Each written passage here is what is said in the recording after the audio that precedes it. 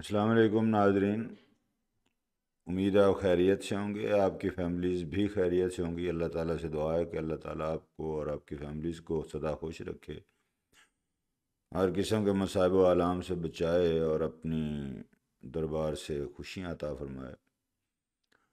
پچھلے کچھ عرصے سے مسلسل جو دوستوں کے درمیان بیٹھ کے بات موضوع گفتگو رہی، وہ یہ تھی کہ آج کا نوجوان خوف اور مایوسی کا شکار کیوں ہے بھی یا نہیں ہے۔ تو اس میں میرا نقطہ نظر یہ تھا کہ آج کا نوجوان واقعتاً خوف اور مایوسی کا شکار ہے۔ وہ اس کی وجوہات کیا ہیں؟ پہلے ہم یہ دیکھ لیتے ہیں کہ خوف ہوتا کیا ہے۔ تصوف میں جس بندے کو اتھارٹی سمجھتا ہوں ان کا نام ہے واصف علی واصف۔ بڑا نام ہے ان کا، بہت سارے لوگوں نے ان کو پڑھا بھی ہوگا، سنا بھی ہوگا۔ گفتگو کے نام سے ان کی ساری تقاریر اور ان کی گفتگو کا مجموعہ جو ہے وہ شائع بھی ہو چکا ہے۔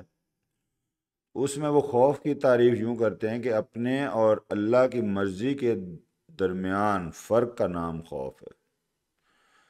جب ہم اللہ کے فیصلوں کو نہیں مانتے یا اس کے مخالف چلنے کی کوشش کرتے ہیں تو ہم میں خوف پیدا ہوتا ہے۔ مثال اس طرح سے میں دوں گا کہ اگر مجھے پتہ ہو کہ موت جو ہے وہ مجھے آنی ہے اور یہ اللہ کا فیصلہ ہے، اور اللہ جو فیصلہ کرتا ہے وہ ٹھیک کرتا ہے اور سارے فیصلے اسی کے ہوتے ہیں، تو مجھ میں خوف ختم ہو جائے گا۔ اگر مجھے یہ پتا ہو کہ رزق کا مالک اللہ تعالیٰ کی ذات ہے، وہ جتنا چاہے گا مجھے دے گا، تو پھر مجھ میں وہ خوف کی علامت نہیں رہے گی کہ یار میرے پاس رزق کم ہے، میرے پاس رزق زیادہ ہے، فلاں کے پاس زیادہ ہے، میرے پاس کم ہے۔ مجھے یہ یقین ہو جائے گا کہ اگر اللہ کو منظور ہے اور اللہ نے میری قسمت میں اگر لکھا ہے تو مجھے رزق ضرور ملے گا، کم یا زیادہ یہ اللہ کی مرضی ہے۔ اب خوف کس بندے کو ہوتا ہے؟ خوف اس بندے کو ہوتا ہے جو بلا مقصد جی رہا ہو۔ جس بندے کا کوئی مقصد ہو، جس نے کوئی اپنی منزل متعین کر رکھی ہو اور وہ اس کے حصول کے لیے جی رہا ہو، اسے رستے میں مشکلات بھی پیش آئیں گی، اس کے لیے پرابلمز بھی ہوں گی، اس کے لیے ہرڈلز بھی ہوں گی، لیکن وہ کبھی خوف زدہ نہیں ہوگا۔ وہ اپنی کوشش جاری رکھے گا، ان رکاوٹوں کو عبور کرنے کی کوشش کرے گا، ان مسائل کو حل کرنے کی کوشش کرے گا اور اپنی منزل تک پہنچنے کی کوشش کرے گا۔ ہر آدمی کو اگر اس کی محنت کا صلہ مل جائے تو پھر اللہ کی رحمت کا لفظ جو ہے وہ بے معنی ہو جاتا ہے۔ یہاں آپ نے لوگوں کو دیکھا ہوگا کہ کچھ لوگ بہت کم محنت کر کے بہت زیادہ حاصل کر لیتے ہیں، اور کچھ بیچارے جو ہیں وہ بہت زیادہ محنت کر کے کم حاصل کرتے ہیں۔ مثال کے طور پہ جتنے بھی ٹریڈرز ہیں، جتنے بھی تاجر ہیں، وہ کم محنت کرتے ہیں۔ سرکاری ملازمین ہیں، اس طرح کے دیگر ملازمین ہیں، وہ کم محنت کرتے ہیں لیکن ان کو معاوضہ بہت زیادہ مل جاتا ہے، ان کی انکم کافی زیادہ ہوتی ہے۔ اس کے مقابلے میں ایک مزدور آدمی جو 40 اینٹیں کمر پہ اٹھا کے چوتھی منزل پہ لے کے جاتا ہے، اس بیچارے کو 1500، 2000، 1000، 1500 اس سے زیادہ نہیں ملتی۔ لیکن ایک بات یاد رکھیں کہ محنت کرنے کا بھی ایک وقت ہوتا ہے۔ اگر ایک میٹرک کا طالب علم اچھے نمبر نہیں لیتا اور ایف ایس سی میڈیکل یا پری میڈیکل میں اس کا ایڈمیشن نہیں ہوتا تو وہ کبھی ڈاکٹر یا انجینئر بننے کا خواب نہیں دیکھ سکتا۔ اسی طرح ایک ایف ایس سی کا طالب علم اگر ایف ایس سی میں محنت نہیں کرتا تو وہ بھی ڈاکٹر یا انجینئر بننے کا سوچ بھی نہیں سکتا۔ اگر وہ ایم اے میں جا کے محنت شروع کرتا ہے یا ایم ایس سی میں محنت شروع کرتا ہے تو وہ ڈاکٹر نہیں بنے گا۔ اس لیے محنت کا ایک وقت مقرر ہے، اسی وقت پہ محنت کرنی چاہیے تاکہ اس کے ثمرات سے فائدہ اٹھایا جا سکے۔ اب محنت کے ساتھ ساتھ اللہ تعالیٰ کی رحمت کی بھی دعا مانگنی چاہیے۔ اللہ تعالیٰ کی رحمت ان لوگوں پہ ہوتی ہے جو اللہ تعالیٰ کے بنائے ہوئے قوانین کو اپنی زندگی میں نافذ کرتے ہیں اور ان قوانین کی پاسداری کرتے ہیں۔ اللہ تعالیٰ کا کروڑ بار شکر ہے کہ اس نے ہمیں مسلمان گھرانے میں پیدا کیا۔ ہم نبی پاک کی امت ہیں، نبی و آخر الزماں کی امت ہیں، اور ہم پہ اللہ تعالیٰ کی بے شمار رحمتیں ہیں۔ ہمیں چاہیے کہ ہم قرآن مجید میں دیے گئے اللہ تعالیٰ کے احکامات، سنت کی پیروی کریں اور احادیث کی روشنی میں اپنی زندگی گزاریں۔ قرآن پاک ایک مکمل ضابطہ حیات ہے۔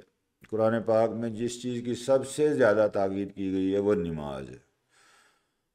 تو آج کل کے نوجوانوں کو پریشانی سے بچنے کے لیے چند گزارشات ہیں جو میں پیش کرنا چاہوں گا۔ سب سے پہلی گزارش یہ ہے کہ وہ نماز پابندی سے پڑھیں، بلکہ قائم کریں۔ پڑھنے اور قائم کرنے میں فرق یہ ہے کہ پڑھنے کا مطلب یہ ہے کہ کبھی کبھی پڑھ لی، اور قائم کرنے کا مطلب یہ ہے کہ آپ نے اسے مسلسل پڑھنا۔ پانچوں نمازیں جو ہیں وہ فرض ہیں، اور نماز جو ہے وہ صرف یہ نہیں ہے کہ ایک فرض کی ادائیگی ہے۔ نماز آپ کو اور بہت سارے فوائد دیتی ہے، جیسے سکون، پھر اللہ تعالیٰ کی قربت۔ سکون سب سے بڑا اللہ تعالیٰ کا انعام ہے اور سب سے بڑی نعمت ہے۔ جس بندے کی زندگی میں سکون آ گیا وہ سمجھے کہ وہ کامیاب ہے۔ نماز آپ کو برائیوں سے بچاتی ہے۔ نماز کی پوچھ گچھ جو ہے وہ سب سے پہلے ہوگی موت کے بعد۔ نماز آپ میں ریگولیرٹی پیدا کرتی ہے، نماز آپ کو اللہ کے قریب کرتی ہے، اور نماز آپ کے لیے ایک تحفہ ہے اللہ تعالیٰ کی طرف سے۔ دوسری بڑی بات جو ہے وہ میں والدین کی خدمت کو کہتا ہوں۔ آپ اپنے والدین کے اگر معتقد ہیں اپنے والدین کے فرما بردار ہیں تو آپ زندگی میں کبھی ناکامی کا سامنا نہیں کر سکتے۔ میں ہمیشہ دو باتیں کہتا ہوں کہ آپ کی زندگی میں دو اشخاص یا دو ذاتیں ایسی ہیں جو آپ سے کبھی جیلسی فیل نہیں کرتی، جو کبھی آپ سے حسد فیل نہیں کرتی۔ پہلی والدین۔ والدین ہمیشہ یہی کہیں گے میرا بیٹا، میرا بچہ۔ آپ کوئی بھی کامیابی حاصل کرتے ہیں وہ آپ سے کبھی حسد نہیں کرتے۔ ایون آپ کے بہن بھائی جو ہیں وہ بھی بعض اوقات حسد کرنے لگ جاتے ہیں۔ وہ یہ سمجھتے ہیں اگر وہ پیچھے رہ گئے ہیں تو وہ یہ سمجھتے ہیں کہ جی آگے بڑھنے والے نے ہمارا حق مار کے اپنی کامیابی حاصل کی ہے۔ اور دوسری ذات جو ہے جو آپ سے کبھی حسد نہیں کرتی وہ آپ کے اساتذہ کرام ہیں۔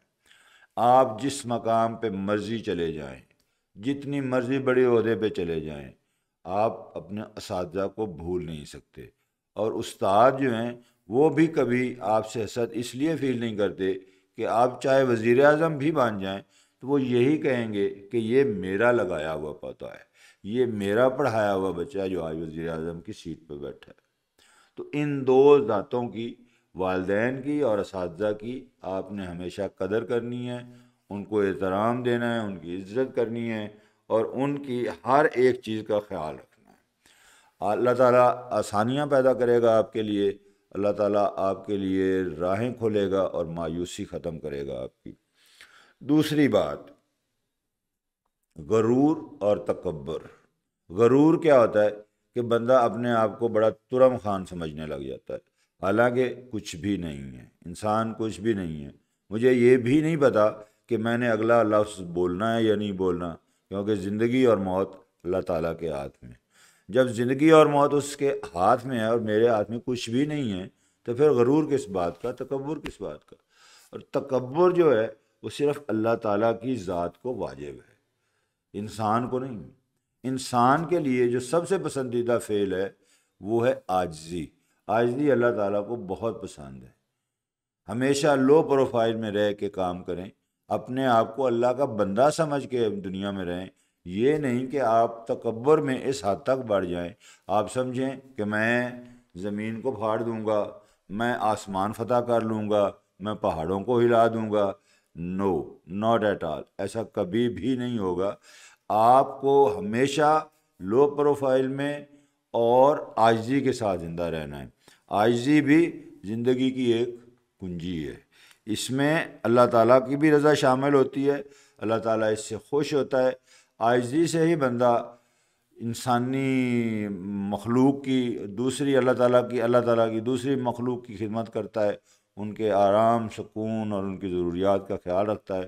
اگر تکبر آ گیا تو تکبر کا مطلب یہ ہے کہ بس میں ہی ہوں اور کچھ نہیں ہے۔ وہ کسی بڑے مدبر نے کہا تھا کہ دنیا میں دو ہی باتیں ہیں، ایک وہ جو میں کہہ رہا ہوں اور دوسری وہ جو غلط ہے۔ ایسا نہیں ہونا چاہیے۔ ہر بندے کو اپنے برابر سمجھیں، بلکہ اپنے سے بہتر سمجھیں، خود کو لو پروفائل میں رکھیں۔ انشاءاللہ آپ کی مایوسی بھی کام ہوگی اور آپ کا خوف بھی کام ہوگا۔ ایک بات اور کہنا چاہوں گا کہ دنیا کا کوئی مذہب ایسا نہیں ہے، کوئی مذہب جس کے پیروکاروں کے لیے اس مذہب میں اللہ تعالیٰ نے سکون نہ رکھا ہو، وہ مسلمان ہو، وہ کافر ہو، وہ یہودی ہو، وہ عیسائی ہو، وہ ہندو ہو، وہ سکھ ہو، جو بھی ہے، جو بندہ جتنا زیادہ قریب ہے اپنے مذہب کے اتنا ہی وہ پرسکون رہے گا۔ آپ نماز پڑھیں، آپ تلاوت کریں، آپ حقوق اللہ اور حقوق العباد پورے کریں قرآن مجید کی روشنی میں، انشاءاللہ آپ سکون میں رہیں گے اور انشاءاللہ کامیابیاں بھی آپ کا مقدر بنیں گی۔ لیکن اگر آپ مذہب سے دور ہوتے جائیں گے آپ اور بھٹکتے جائیں گے، آپ اور مایوسی کی طرف چلتے جائیں گے، آپ اور خوف میں مبتلا ہوتے جائیں گے۔ کبھی بھی ایسا نہیں ہوا کہ کوئی بندہ مذہب سے دور رہ کے پرسکون رہ سکے۔ آپ نے اکثر نوٹ کیا ہوگا یہ جو مجذوب لوگ ہوتے ہیں یہ عام طور پہ مطمئن پھر رہے ہوتے ہیں، ان کے جسم پہ کپڑے بھی نہیں ہوتے پورے، ان کو کھانا بھی نہیں ملتا، لیکن اس کے باوجود بڑے تیز چل رہے ہوتے ہیں، بڑے تیزی سے وہ اپنے کام کر رہے ہوتے ہیں، بڑے تیزی سے اپنی زندگی کے معاملات جو ہیں وہ طے کر رہے ہوتے ہیں، ان کو کوئی خوف نہیں ہوتا، ان کو کوئی ڈر نہیں ہوتا۔ اور مزے کی بات یہ ہے نہ سانپ ان کو کاٹتا ہے، نہ کتا کاٹتا ہے، نہ اور کوئی موذی جانور ان کو کاٹتا ہے۔ وجہ کیا ہے؟ اللہ تعالیٰ کی طرف سے یہ ان کو ایک انعام دیا گیا ہے کہ وہ مجذوبی کی حالت میں کسی کا نقصان نہیں کرتے۔ کوئی اگر ان کو اٹھا کے وٹا بھی مارتا ہے، پتھر بھی مارتا ہے تو وہ گزر جاتے ہیں، وہ آگے سے ریئیکٹ نہیں کرتے، وہ رسپانس نہیں دیتے، وہ رسپونڈ نہیں کرتے، بس وہ چوٹ کھا کے بھی چلے جاتے ہیں۔ ان کو بھی چوٹ لگتی ہوگی، ڈیفینیٹلی چوٹ لگتی ہوگی، یہ نہیں کہ ان کو چوٹ نہیں لگتی ہو، لیکن ان میں وہ تکبر نہیں ہوتا، ان میں عاجزی ہوتی ہے۔ وہ کہتے ہیں ٹھیک ہے جس نے وٹا مارا ہے، جس نے پتھر مارا ہے مار دیا، it's okay, it doesn't matter. وہ چلتے جاتے ہیں، وہ اپنے راستے پہ چلتے جاتے ہیں، وہ مڑ کے نہیں دیکھتے، وہ دائیں بائیں نہیں دیکھتے، وہ کسی کو رسپونڈ نہیں کرتے۔ تو عاجزی جو ہے وہ بہت ضروری ہے۔ اور ایک اور بات کہ صدقہ جو ہے وہ اللہ تعالیٰ کو بہت پسند ہے۔ آپ روزانہ کی بنیاد پہ 10 روپے، 5 روپے، 20 روپے، 50 روپے ضرور صدقہ دیا کریں، ضرورت مند لوگوں کی خدمت کیا کریں، ضرورت مند لوگوں کو صدقہ دیا کریں۔ آپ کے پاس جو کچھ بھی ہے وہ آپ کا اپنا نہیں ہے، وہ اللہ تعالیٰ کا دیا ہوا ہے۔ اللہ تعالیٰ نے آپ کو اس لیے نہیں دیا کہ آپ اس پہ سانپ بن کے بیٹھ جائیں، اللہ تعالیٰ نے اس لیے دیا ہوا ہے کہ اس میں سے آپ میری مخلوق میں یعنی اللہ تعالیٰ کی مخلوق کو اس کا حصہ دیں۔ آپ اگر 100 روپے کماتے ہیں تو 100 روپے سارے کے سارے آپ کے نہیں ہیں، وہ آپ کے اہل خانہ کے بھی ہیں، آپ کے بچوں کے بھی ہیں، اور ان لوگوں کے بھی ہیں جن کو اللہ تعالیٰ نے وسیع رزق نہیں دیا، ان لوگوں کے بھی ہیں جن کے پاس کھانے پینے کے لیے کچھ نہیں ہے۔ زیادہ نہیں، کم از کم 10 روپے، 5 روپے، جتنا بھی کر سکے، جو حسب توفیق ہو، صدقہ ضرور دیجیے گا۔ صدقہ اللہ تعالیٰ کو بہت پسند ہے، اللہ تعالیٰ کے غصے کو ٹھنڈا کرتا ہے اور بلاؤں کو ٹالتا ہے۔ بلائیں، جنات، یہ ساری حقیقت ہیں، یہ ایسے ہی افسانہ نہیں ہے، یہ حقیقت ہے۔ اللہ تعالیٰ نے صدقات اور خیرات کو قرآن مجید میں بارہا جگہ پہ ان کا ذکر فرمایا ہے، اور یہ فرمایا ہے کہ صدقات جو ہیں یہ آپ کی فلاح کا ذریعہ ہے۔ صدقہ بلاؤں کو ٹالنے کے علاوہ آپ کو دلی سکون بھی دے گا۔ جو بندہ آپ کے سامنے بھوکا بیٹھا ہے، آپ کبھی بھی اس کو بھوکا دیکھ کے، اس کو پریشان دیکھ کے خوش نہیں ہو سکتے۔ ایک بات میں مثال کے طور پہ آپ کو دیتا ہوں کہ آپ نے گھر میں ایک کتا پال رکھا ہے، تو کتا اگر بھوکا ہے وہ چیخے گا، روئے گا، پیٹے گا، جب تک آپ اس کو روٹی یا اس کا کھانا نہیں دیں گے تب تک آپ کو سکون نہیں آئے گا۔ اللہ تعالیٰ نے آپ کو جو رزق دیا ہے اس میں اس کتے کا رزق بھی شامل ہے جس کو آپ نے پال رکھا ہے۔ اسی طرح اللہ تعالیٰ کی مخلوق جو ہے وہ صرف زمینوں پہ نہیں ہے، وہ سمندروں میں بھی ہے، وہ اور جگہ پہ بھی ہے۔ تو ضروری نہیں ہے کہ آپ انسانوں کو ہی صدقہ دیں، آپ جانوروں کے لیے، چڑیوں کے لیے، کووں کے لیے، باقی جانوروں کے لیے گرمیوں میں پانی کا بندوبست کریں، ان کے لیے دانے کا بندوبست کریں، ان کے لیے جو بھی ہو سکے ان کے لیے سائے کا بندوبست کریں۔ اللہ تعالیٰ اس کے بدلے میں آپ لوگوں کو سکون دے گا، آپ لوگوں کے مسائل حل کرے گا اور آپ کے لیے کامیابیوں کے راستے کھولے گا۔ اللہ تعالیٰ آپ سب لوگوں کو اپنے حفظ و امان میں رکھے، خوشیاں دے، آسانیاں پیدا کرے۔ انشاءاللہ اگلی ملاقات اگلے پوڈکاسٹ میں۔